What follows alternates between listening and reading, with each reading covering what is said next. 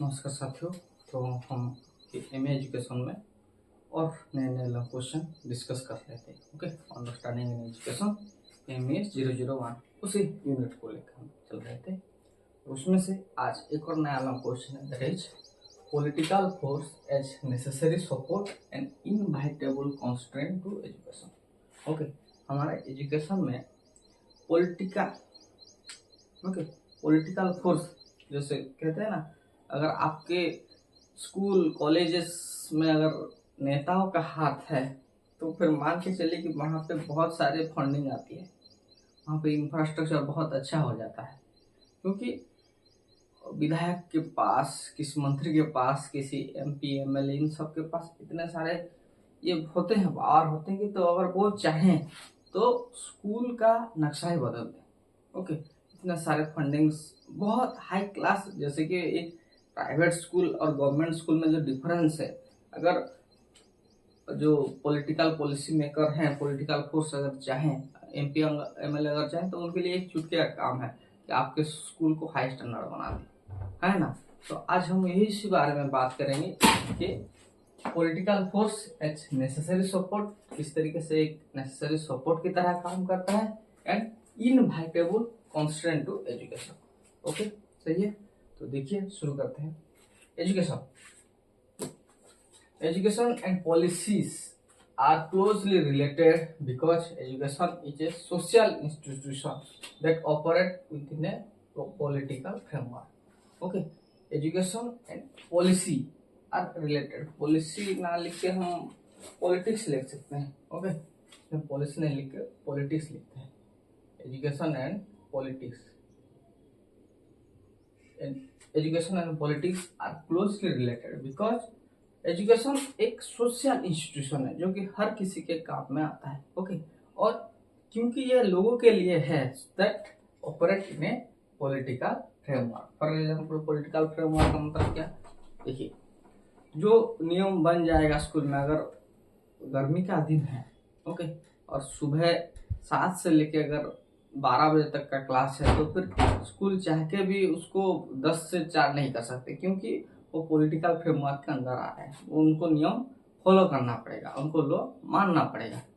Okay, सही है। It's operate with A political framework. Political force influence क्या करते हैं? पॉलिटिकल फोर्स क्या? सबसे पहला तो एजुकेशनल पॉलिसीज, जैसे कि जितने सारे पॉलिसीज आती हैं तो हमारे संसद भवन से पारित होके एजुकेशन सिस्टम में आती है ना। Educational policy, rule, curriculum, funding, administration and reform, ये सारी चीजें, ओके, जो फंडिंग कह सकते हैं, रिफॉर्म कह सकते हैं, करिकुलम कर सकते हैं, ये सब क्या पॉलिटिकल फ्रेमवर्क के अंडर में है ना। पॉलिटिकल फोर्स के द्वारा ये नियंत्रित किया जाता है। सो political support is necessary for the development of expansion of education. इसीलिए पॉलिटिकल सपोर्ट हमें बहुत ही जरूरी है फॉर दी डेवलपमेंट और एक्सपेंशन ऑफ एजुकेशन। एजुकेशन को अगर हमको अच्छे से डेवलप करना है, एक्सपेंस करना है, तो फिर हमको पॉलिटिकल सपोर्ट जरूर चाहिए। Next, excessive political interference can create constraint and challenges. Okay, लेकिन अगर ज्यादा पॉलिटिकल ये हो गया, इंटरफेरेंस हो गया, तो ये हमारे लिए चैलेंजेस, बहुत प्रॉब्लम भी क्रिएट कर सकता है ना। फॉर एग्जाम्पल, आपके स्कूल के अंदर मान के चलिए कि बीजेपी, कांग्रेस और बीजेडी, हमारे उड़ीसा में 3 बहुत ही अहम क्या सरकार होते हैं। ओके, पॉलिटिकल पार्टी होते हैं, BJP, BJD and Congress. Okay, अगर आप उन तीनों से सपोर्ट लेंगे तो मान के चलिए कुछ भी काम नहीं होगा, क्योंकि काम हो जाएगा लेकिन वो सब चाहेंगे कि सिर्फ हमारा नाम हो, दूसरे पार्टी का नाम ना हो। ओके, दूसरे वाला पार्टी बोला मैंने इसका प्लानिंग दिया और हमारा नाम होना चाहिए, उसका क्यों हो रहे हो? उसने बोला मैंने फंडिंग अरेंज की, मेरा नाम होना चाहिए, उन सब का काट दो। ऐसा हो जाता है, तो काम होते होते बिगड़ जाता है।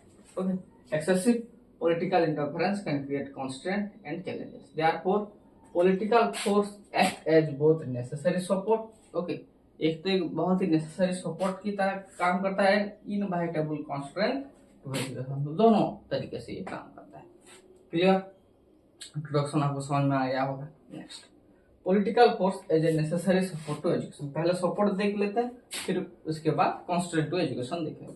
सबसे पहला फॉर्मुलेशन ऑफ एजुकेशनल पॉलिसी। इतने सारे एजुकेशनल पॉलिसी ये कौन पॉलिटिकल फोर्स ही मैनेज कर रही है। हाँ, जो इतने सारी कमिटीज हैं, एमपीज हैं, एमएलए, दे रिकमेंडेड कि हमारे शिक्षा व्यवस्था कैसे है ना।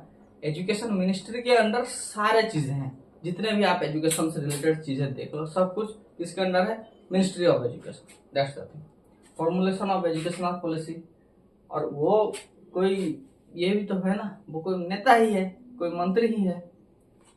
The government develop educational policy to guide the education system. Okay, हमारे एजुकेशन सिस्टम को गाइड करने के लिए क्या बनाया जाता है, educational policy. Policy such as national educational policy NEP 2020। Okay, NEP 2020 provide direction for educational development, curriculum reform, teacher training and quality improvement. इसके लिए for educational development, curriculum reform, teacher training and quality improvement, ये सब चीजों के लिए ये बनाया जाता है। Clear, formulation of educational. आपको ये की पॉइंट्स ज्यादा ध्यान देना है। ओके, एक एक करके हम खत्म कर लेंगे। Next, financial support. देखिए, जितने सारे भी फंडिंग्स मैं कह लूँ, जो ग्रांट्स कह लूँ, ये सब कौन प्रोवाइड करता है, मिनिस्ट्री। Okay, funding. ये अगर आपके पीछे किसी कहते हैं विधायक या एमपी एमएलए का हाथ है, तो आपके स्कूल को वो सारी चीजें मिल जाएगी जितना आप चाहते हैं। ओके, अगर कुछ इतना ज्यादा अच्छा सपोर्ट नहीं है तो आप दौड़ते चले जाइए।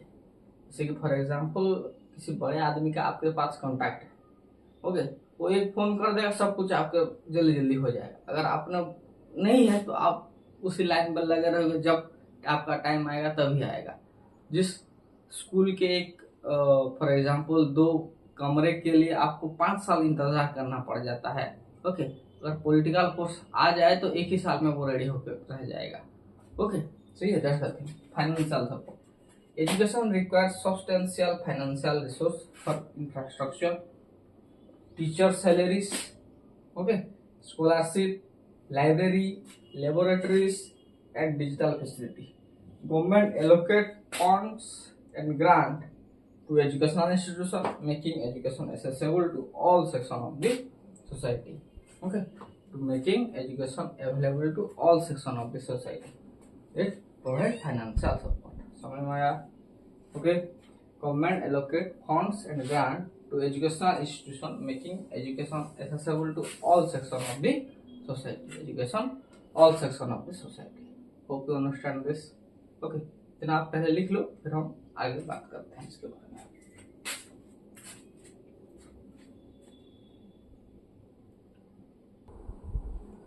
So the next one is expansion of educational opportunity. अगर आपके पास political support है, okay, so that means educational opportunity बहुत ज़्यादा बढ़ जाता है।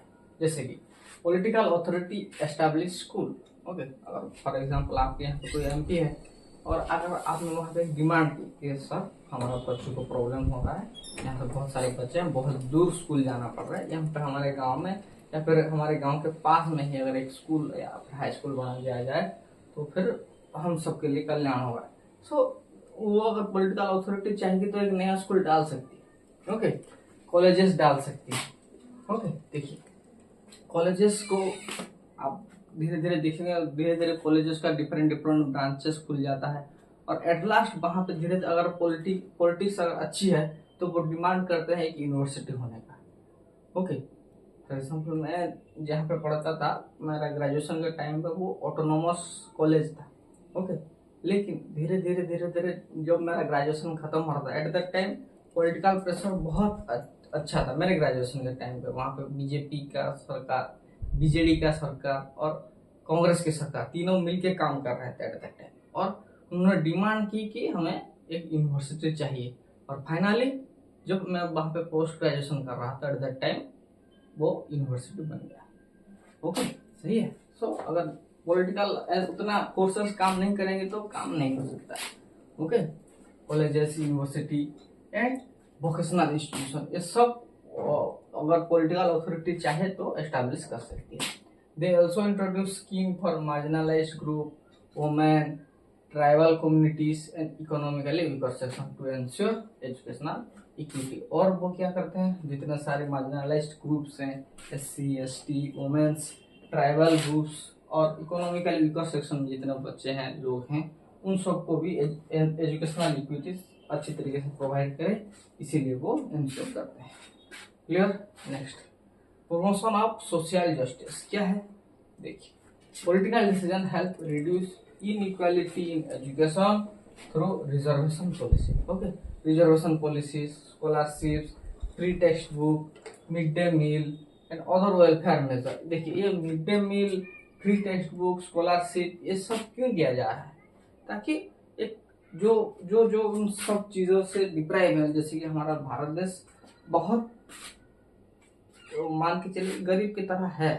ओके, मिडिल क्लास फैमिली में क्लास 12 के बाद बच्चे को सोचना पड़ता है कि मैं क्या करूं, मेरा इनकम का सोर्स क्या हो, ये सारी चीज़ें आपको सोचना पड़ता है। ओके, लेकिन गांव में क्या होता था, सबसे पहले तो अगर वो काम करने जाएगा, वो खुद भी काम करने ले जाता है और अपने बच्चे को भी ले जाता है, क्योंकि अगर वो काम करेंगे तो उनके लिए खाना मिलेगा। समझ में आया है कि नहीं। दे हैव, जो गांव के किसान होते हैं उनको हैंड टू माउथ का खर्चा होता है। अगर वो 10 दिन भी काम नहीं करेंगे तो उनके पास पैसा नहीं रहेगा। समझ में आया। सो इसीलिए वो अपने बच्चों को भी उसी काम में लगा देते थे, है ना। सो इसीलिए सरकार ने कहा कि हम खाना खुद देंगे, स्कूल में देंगे, लेकिन आप बच्चों को भेजो। ओके, बच्चों की किताबों के लिए भी आपको पेमेंट करना नहीं है। ओके, आप बच्चों को भेजो, बुक हम देंगे।